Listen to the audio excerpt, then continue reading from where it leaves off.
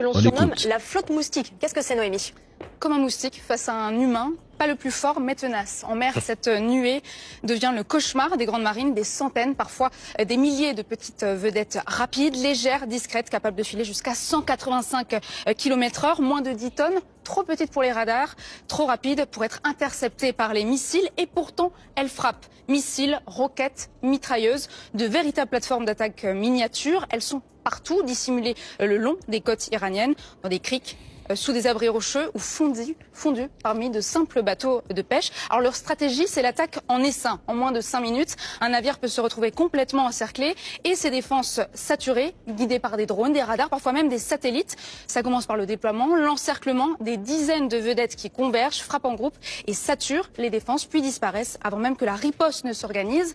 Un système coordonné, sur mer, sous l'eau et dans les airs. Alors même les plus géants sont vulnérables, c'est ce qu'on appelle une guerre asymétrique. Quelques milliers d'euros pour une vedette contre des navires de guerre à plusieurs milliards. Donc une stratégie low cost mais redoutablement efficace. Ce sont les preuves que les États-Unis ont réellement détruit toute la force navale iranienne. Il n'y en a aucune. Depuis le début, nous disons que l'Iran dispose dans ses installations souterraines des drones, des missiles, des vedettes rapides, des mines.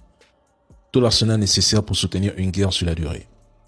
Et après 50 jours de conflit, ils finissent eux-mêmes par le reconnaître publiquement.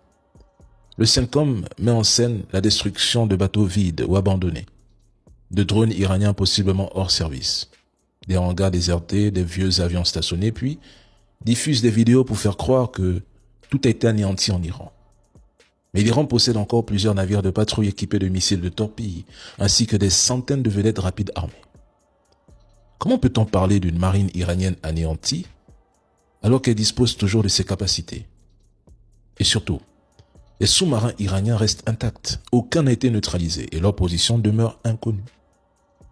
Trump annonce la fin du cessez-le-feu pour mercredi, alors qu'elle était initialement prévue mardi. De son côté, le Pakistan tente de ramener l'Iran à la table des négociations. Quoi qu'il en soit, les Iraniens doivent rester en alerte maximale. S'ils ont été trahis 2 fois, il n'y a jamais 203.